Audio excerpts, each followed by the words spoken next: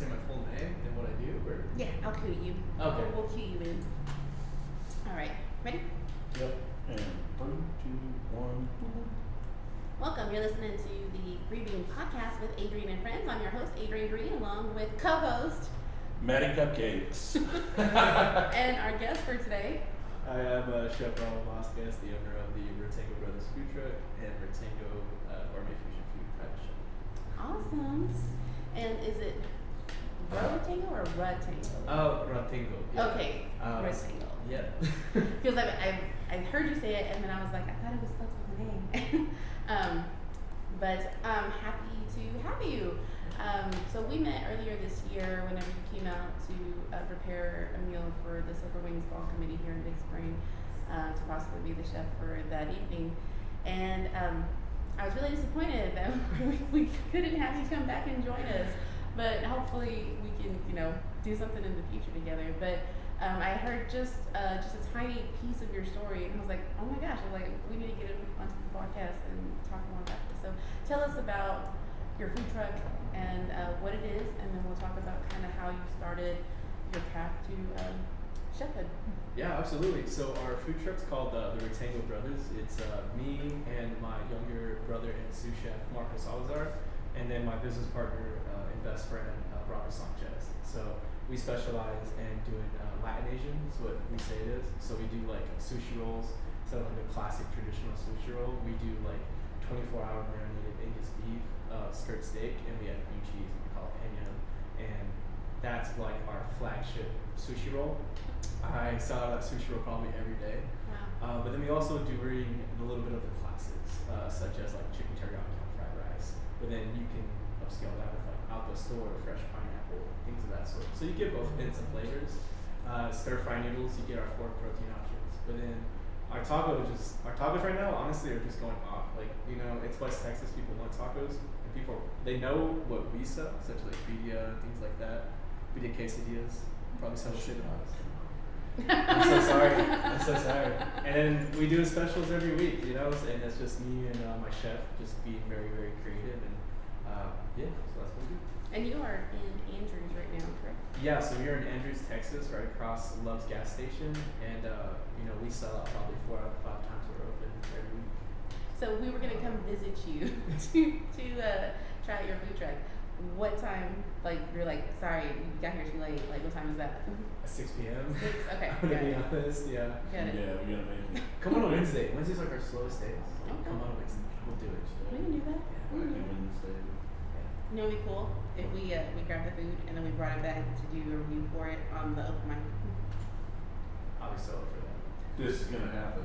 That would be great. This is gonna happen. I mean, especially with the schedule. Yeah, we'll talk more about that. Okay. Let's step up. That's gonna happen. Because it's like what I was talking about before we got in here. It's like a dream, Oh yeah. Remember, to review some food and everything. Like I want to do that. I remember. And especially with the, Mama's stuff like we did last time. They had these potatoes that were just Off the chain. just off the chain, and they're just overflowing with barbecue and stuff. And we sat there and we ate 2 potatoes in front of the camera last time, and they were talking about potatoes the whole time. So I definitely want to do food on camera. Yeah.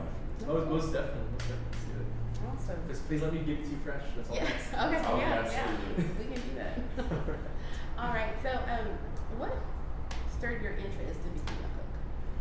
Man, I think that really my earliest memory, like if I can think of like my earliest memories when I'm just conscious, it's my godmother's kitchen in Andrews, Texas.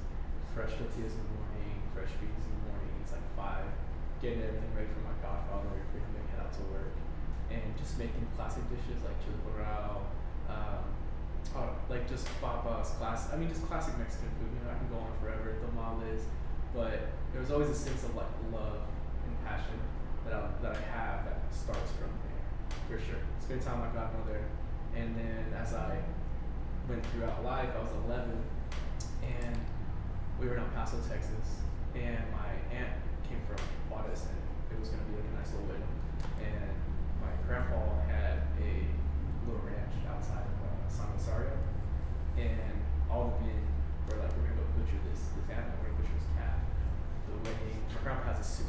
10-foot deep pit. We're gonna cook it for like 24 hours. And I was like, I want to go. You know, they're like, no, you can't go. You're a kid. Isn't that way?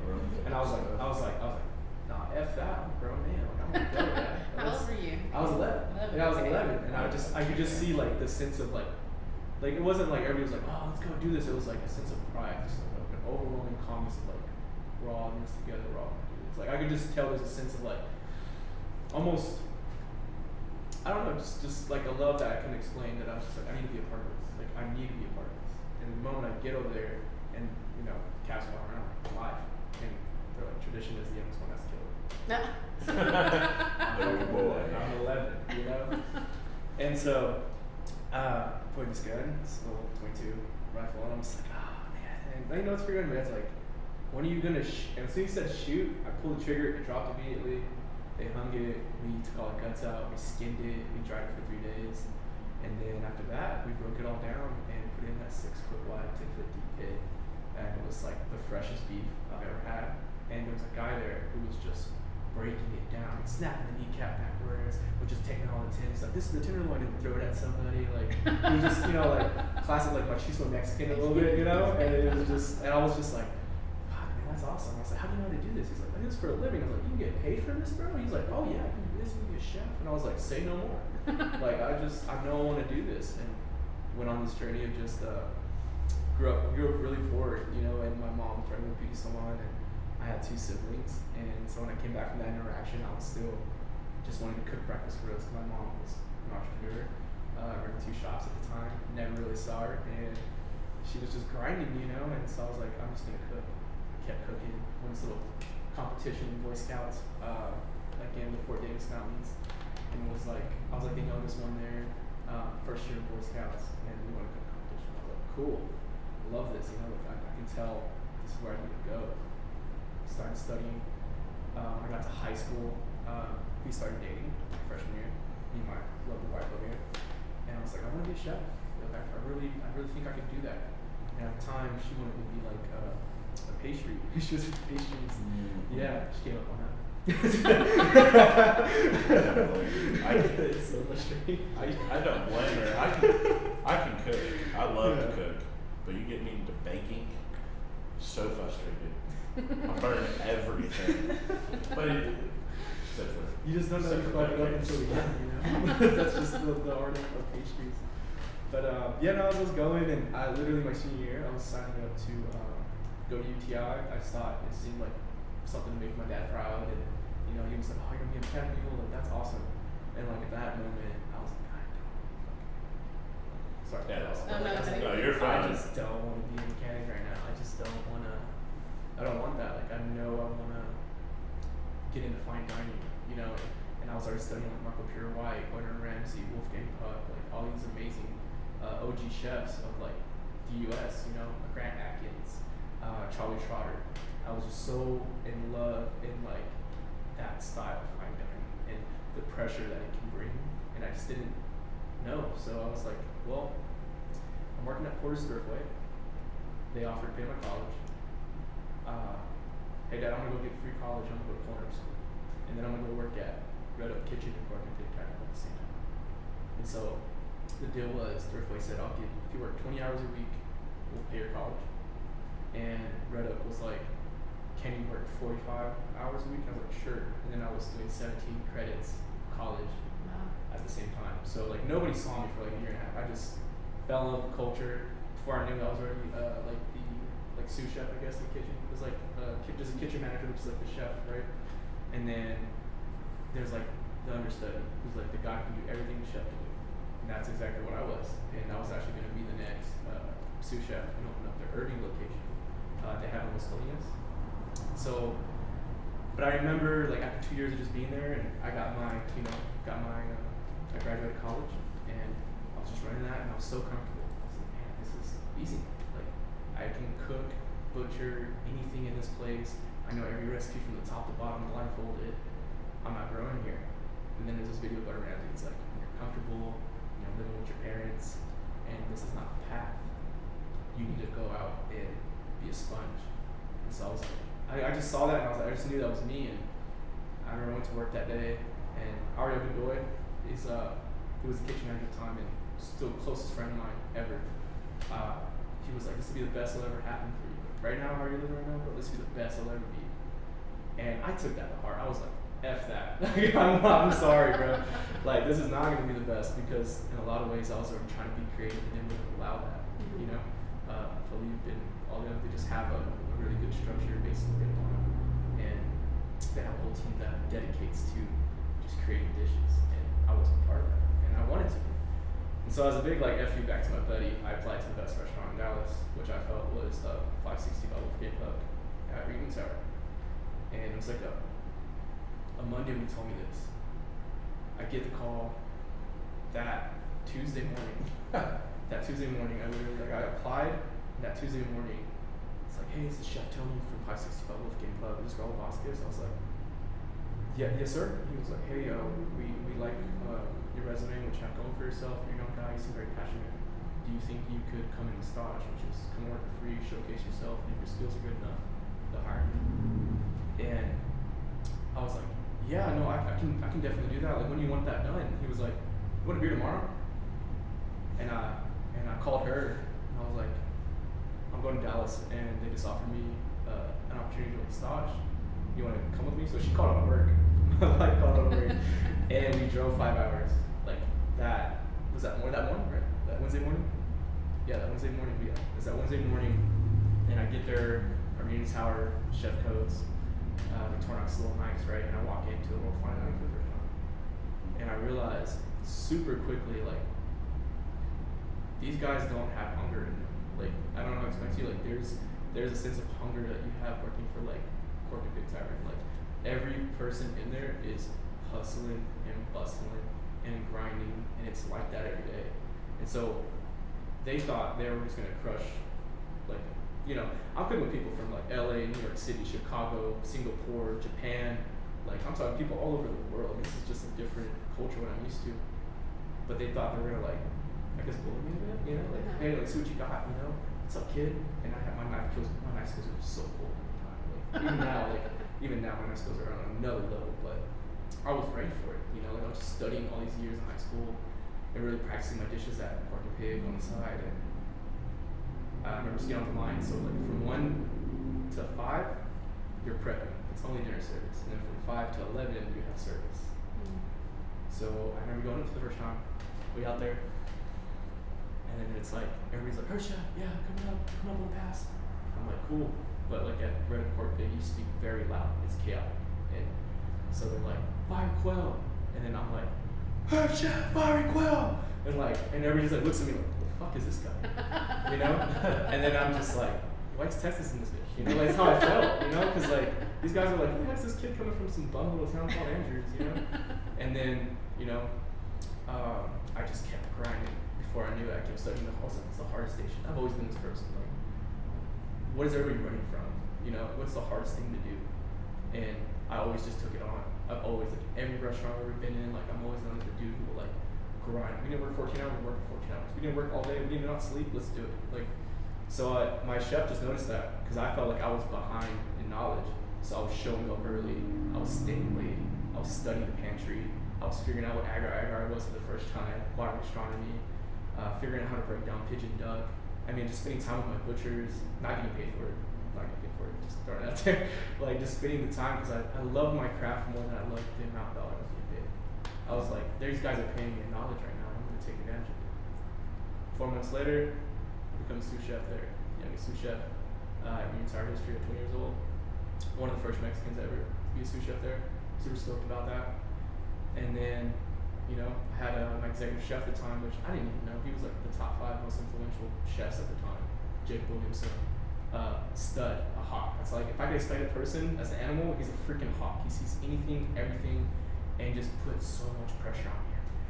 Like, every day it was just like, hey, this wasn't done right. Why wasn't it done right? And it was, we had like a no BS relationship. It was very like, I fucked up, like, I don't get carried on, you know? And then my cook saw that, and it was like, hey, why isn't this done? And I was like, hey, I fucked up. So anyways, went from there, spent 2 years there. COVID happened, obviously. It's like, right? And we were going to do a $3 million renovation at Reunion Tower, or Wolfgang was going to step out, and then COVID happened. So he was like, all right, well, our contract's done. We're going to separate our ways. And in a lot of ways, I was actually fighting for like an executive sous chef position or even the executive chef position just because he was going to open up a steakhouse at the time. And my executive chef was going to run that. So it's me and my buddy who were the sous chefs. We were both going to just go up. Either he was going to be the executive chef or I was going to be the executive chef or he was going to be the executive sous chef. Vice versa. Either way, we lived in a fun time. But then wait around like a month? Yeah, I was going crazy. I was like, I don't have that. Like I'm not doing my purpose.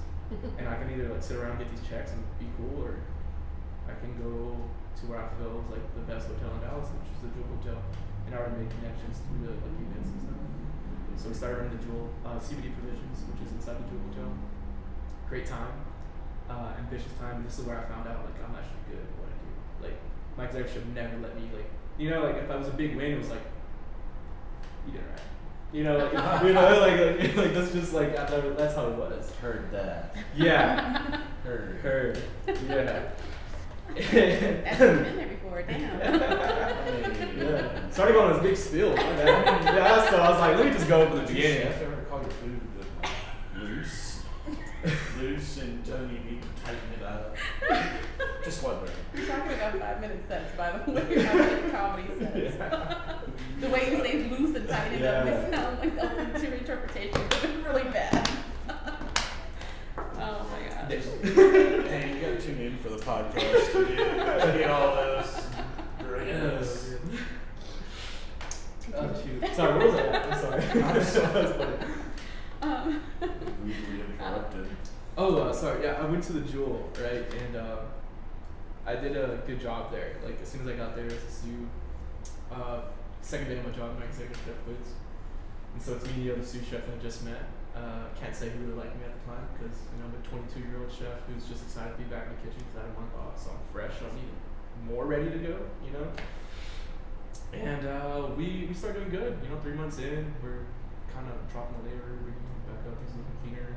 It's a good, and my culinary director, Connor Surgeon at the time, was like, I don't think you even know how fucking good you are, man. Like, he's like, if you understand, you're not, like, this isn't normal, And I was like, well, we have Phil's iron sharpens iron, and I was my executive chef at the time, and he's definitely a hard iron, And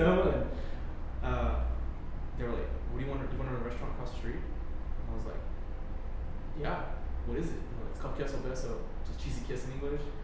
And it was like trending on TikTok, and so we were doing like carne asada fries, like nachos and stuff like that. And I was like, I haven't done Mexican food in so long. Like I haven't like it's been so consumed in fine dining and not even real Mexican food. And so I was like, yeah, let me take it over. And so I just did. Hired my little brother, 16 at the time.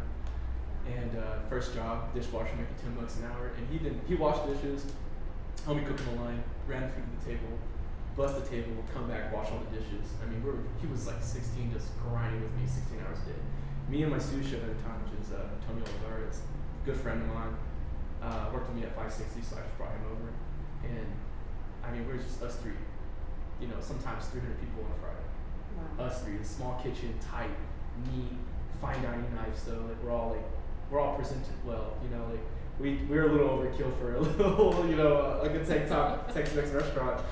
But even my GM was running like the Gaylord before COVID, at the time. Wow. And so he was like, this isn't forever, but if it's gonna be here now, let's do the best. And so I started just killing it there.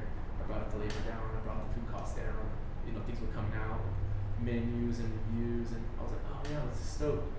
And they're like, hey, let's do the restaurant 4 times a week, and then why don't you spend another 2 days out of your week at the Porch, which is like an OG flag restaurant in Dallas. Like it's the OG of like restaurants. Any big chef right now, like from Dallas, like if they know the Porch is like where 15 plus years ago, like that was the spot, And so the fact that I could go back there and just kind of like see what they were doing and see like the upkeep wasn't there, and just came in just so excited with my team, because they already had like a routine and they already knew what we were looking for and what I was looking for. We were just so yin and yang.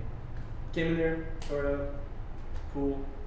COVID was getting more bad. The homeless shelters went from, full occupancy to they're gonna go to 25% occupancy, which means 75% of the homeless are now out in the streets, downtown Dallas. My brother's 16. He's living with us and we're raising him. And I was like, you know, this is cool. I think I did everything I wanted to do in Dallas. I came to visit my family in West Texas, and they were just so like, what are you talking about? We're just living life here, man.